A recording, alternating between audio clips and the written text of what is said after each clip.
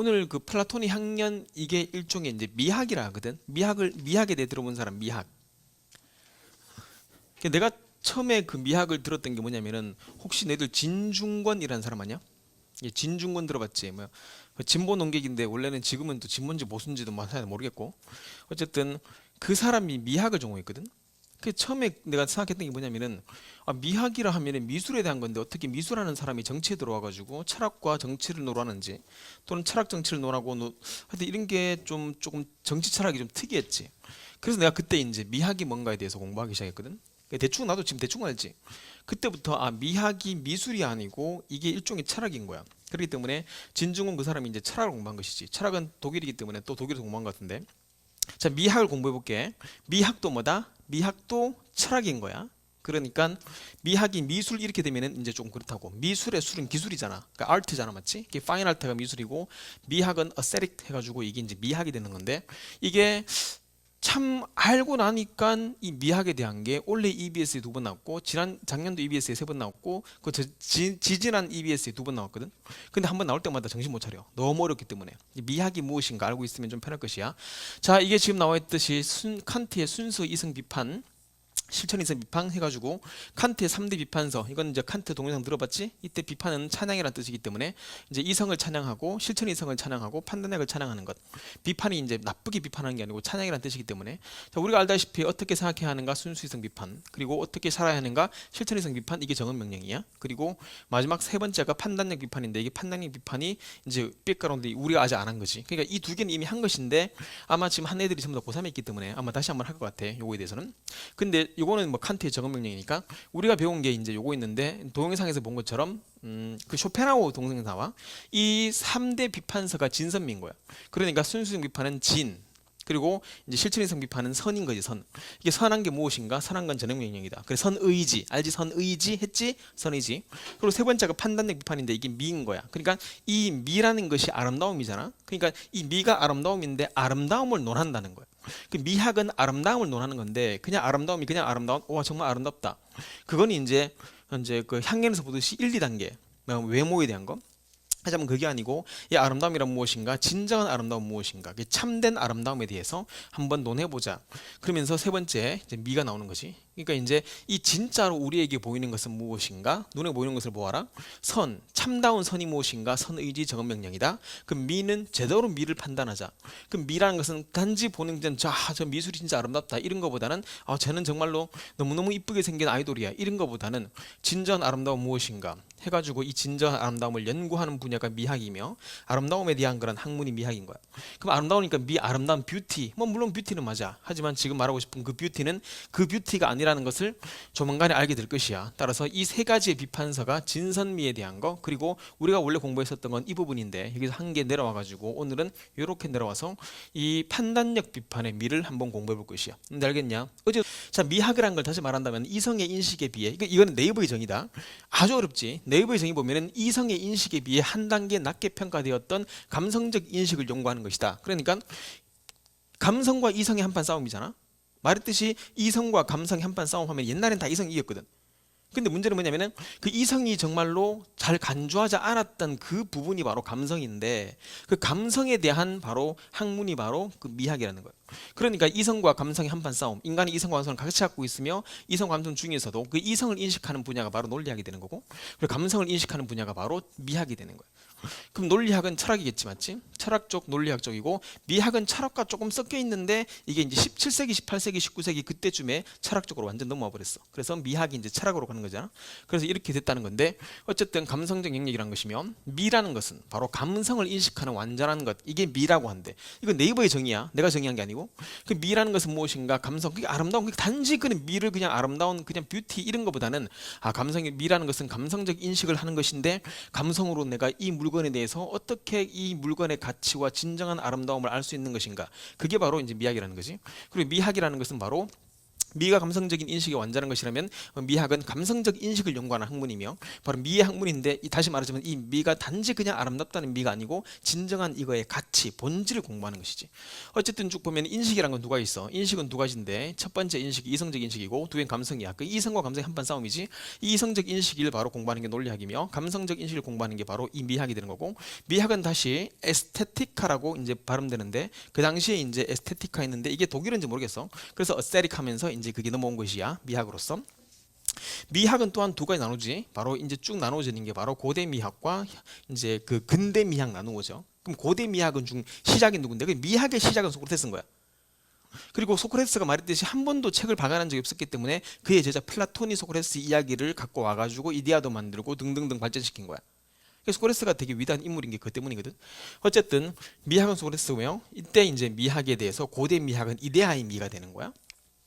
그리고 이제 근대 미학 넘어와가지고 자 이데아가 어디 있냐 보이지 않는 것인데 이데아가 있다 할지라도 물 자체라고 있다 할지라도 그 있는 그대로를 볼 수 없기 때문에 우리 눈에 비치는 걸 보자. 이래서 이제 현상계 미를 공부하는 게 바로 이제 근대 미학 넘어온 것이고 그래서 굳이 본다면 이제 이것이지 그 소크라테스가 미학의 시작인데 그 미학의 최초의 미학은 바로 이데아의 미학인 거야. 이 물건에 대한 그런 본질을 찾아가자. 그게 진짜 아름다움이 아니겠는가? 그럼 사랑의 본질은 뭐냐? 사랑의 본질은 이데아다. 이렇게 되면서 그 지식에 대한 사랑이지 맞지? 그리고 이제 칸트가 넘어와가지고 했는데 어제 쭉 계보를 볼게. 계보를 보면은 이때 중간에 있었는 칸트거든. 이 칸트가 코프니스 혁명을 일으켰다고 자기 스스로가 말했던 건 뭐냐면은 자기 스스로가 과거에 있었던 모든 걸 다 뒤집어 놓은 거야. 그러니까 모든 걸 뒤집어 놓은 그런 방식이 되게 중요하거든. 다 공부했던 거야, 너희들이. 새롭게 한 게 아니고. 칸트가 있기 이전에는 고대 미학이었었고 칸트 이후가 이제 근대 미학으로 되는 건데 그 기점을 딱 자른 게 칸트거든. 그리고 이제 고대 미학의 시작은 누구였냐? 소크라테스인 거야. 그러니까 철학의 시작은 소크라테스고 그다음에 근대 철학의 시작은 칸트고 이렇게 되는 거라고. 뭔지 알겠냐? 이 칸트란 거 여기 설명하면 이거 지금 대학교 설명보다 더 어려운 것 같은데 우린 칸트를 많이 들어봤기 때문에 굳이 본다면 이렇게 되는 것이지. 그리고 근대 미학 그리고 나중에 이제 이게 지금 조금 발전해가지고 심리학과 미학을 합하자. 그리고 사회학과 미학을 합하자. 그리고 언어학과 미학을 합하자. 비트겐슈타인 이런 식으로 이제 점점 미학적 범위가 늘어나는 것이. 그 미학. 다시 말하면은 이제 소크라테스가 말했던 게 철학이지만 철학 중에서도 아름다움을 철학한 것은 미학으로. 그리고 칸트도 세계 비판서를 말했지만은 앞에 두 개는 이제 논리학적으로 하는 거고 또 아름다움을 따진 것은 바로 세 번째 판단력 비판이고 이렇게 해서 미학이 원래 감성으로 나누어졌었는데 그걸 합했다는 거 합한 것보다는 그걸 따롭게 이제 분리했다는 게 그 미학이라는 그 말이 되겠지. 소크라테스가 미학에서 이제 본다면은 영원히 변하지 않는 초감각적 존재로서의 미의 이념 이게 뭔데 이데아인 거야. 그 이데아는 철학으로 볼 수도 있고 이데아를 아름다움으로 본다면은 이건 미학도 볼 수 있는 거고. 그리고 두 번째 칸트가 말했지 우리 인식에 미치는 그런 미를 보자. 그러니까 이전에는 이데아적인 미를 찾고 뒤에는 현상계의 미를 찾는 거야. 그러니까 이데아가 안 보이면 자꾸 이데아를 찾으려면 뭐 하냐. 그러니까 이제 그림을 쭉 보면 이게 쇼펜하우어 그림을 내가 그대로 그려놨거든. 이게 다 기억나지 맞지? 그러니까 이제 플라톤은 말하길 플라톤은 다시 말해서 소크라테스의 의견을 갖고 왔기 때문에 소크라테스와 플라톤이 말하기를 뭐냐면은 이 이데아가 어딘가에 있다. 이데아가 본질이다. 이데아가 진정한 미이다. 근데 문제는 뭐냐면은 이데아는 우리 눈에도 바로 비치지를 못하는 것이다. 그러니까 이데아는 현상기를 통해서 이렇게 우리 눈에 오는 것인데 우리는 그러면 현상기를 보는 것인가? 아니다. 우리는 현상기에 보는 것은 다 가짜이기 때문에 이데아를 바라보자 해가지고 계속 들어오는 건 들어오더라도 우리가 추구하는 것은 이데아를 추구하는 거야. 이데아의 진정한 아름다움이 있기 때문에. 그게 이제 아름다움의 철학이 미학이라고. 단지 미가 아름다움이 다시 말하지만 이따 보면 알겠지만은 그렇기 때문에 이제 칸트가 말하기를 아니다. 그래서 여기서 코페르니쿠스 혁명을 일으켜가지고 지금까지 이전에 칸트 이전에 1500년대 이전에는 계속 이제 말하는 게 뭐냐면 이데아 찾자 했는데 칸트가 아니다 안 보이는 거 못 찾아서 뭐 하냐고. 그러니까 이제 물 자체 이데아가 물 자체거든. 꼭 배우게 될 것이야. 고3들이 다 이제 지나가면 또 할 것이니까 우리 눈에 보이는 현상계에 있는 그대로를 보잔 말이야. 뭔지 알겠냐? 그 이데아를 찾지 말자는 거지. 어차피 우리 이데아는 찾지도 못하고 우리 눈에 안 보이기 때문에 이데아가 있다는 걸 인정해. 하지만 문제는 뭐냐면은 안 보이니까 현상계의 미를 찾자. 그래서 인간은 물 자체를 인식할 수 없으므로 현상계에 보이는 것만 이성으로 바르게 추구하자. 그리고 그때 보이는 그 아름다움을 추구하자는 그 말이 되는 것이야. 뭔지 알겠냐? 그래서 이제 이데아적 사상에서 완전히 넘어오게 된 것이겠지. 그러니까 이 칸트의 비판서 세 권은 전체다가 철학사에서 인류에게 너무 준 게 많은 거야. 뭔지 알겠냐? 정명령도 있고 뭐 어쨌든 이거는 순수성 비판이고, 미를 본다면은 판단의 비판인 거야. 우리가 판단할 수 있는 것은 눈에 보이는 것만 판단하자. 뭔지 알겠냐 무슨 말인지? 됐냐? 넘어갈게. 그래서 미적 무관심성이 요게 이제 굉장히 비문학 잘 나오지. 비문학도 잘 나온 거니와 이게 한번 나오면은 진짜 어려워. 미적으로 무관심하자는 거야. 그럼 미적으로 무관심하면은 보면은 무관심 난 관심이 없어. 이때 말하는 무관심이 아니고 칸트의 판단의 비판에서 다루고 있는 그 아름다움은 뭐냐? 아름다움을 대할 때 태도를 지칭하면서 사용했던 미학의 개념이거든. 진짜 미라는 것이 단지 아름답다 이런 미가 아니고 이것이지. 미적 무관심성이 뭐냐면은 조금 어려워 단어가. 약간 좀 번역이 잘못된 것 같아. 미적 무사심성이야. 사심이 없이 바라보자는 것이. 얘는 화장을 했기 때문에 아름답다 이런 것보다는 사심 없이 있는 그대로 보자 말이지. 그러니까 미적 대상, 순각 대상을 느낄 때 우리는 그 대상을 어떤 이해관계 없이 있는 그대로 보자 말이야. 뭔지 알겠냐? 눈에 보이는 그대로. 그러니까 이제 칸트가 말했던 유명한 말이 있지. 음식이나 섹시함이나, 물론 섹시함이라는 것 자체는 지금 만들어졌기 때문에 한다면은 약간 의역한다면은 음식이나 섹시함이나 돈을 보고 아름답다고 느끼는 건 진정한 미가 아니다. 아름답잖아. 돈이 아름답잖아. 5만 원짜리 딱 잡으면 진짜 아름답거든. 근데 그게 아름다운 게 아니라고. 흙깃 아무런 관심 없이 길거리를 지나가다가 우연히 본 꽃잎이나 유리 조각을 딱 사심없이 바라보고 느꼈을 때 괜찮네, 아름답네, 그런 걸 한 번씩 경험한 적이 있을 것이에요. 그냥 진짜 아름다운 것보다는 해질녘에서 내가 그냥 아무 허름한 집에서 커피 한 잔 마시면서 이제 황혼을 볼 때 아름답다. 그게 진짜 미라는 거지. 따라서 그것이 미라는 거지. 뭔지 알겠냐?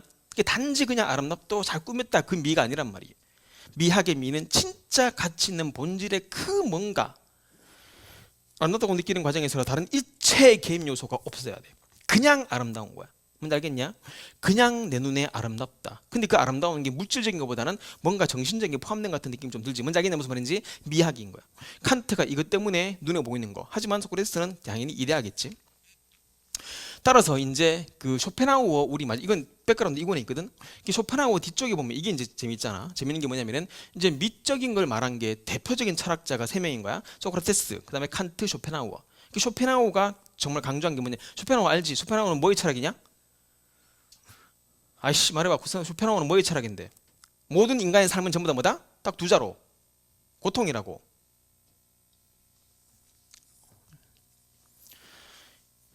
미학에서 미적 무관심의 관점에서 칸트의 관점 잡아와가지고 내가 쇼펜하우어 설명할 때 동영상에서 보고 있잖아. 칸트랑 연결했잖아.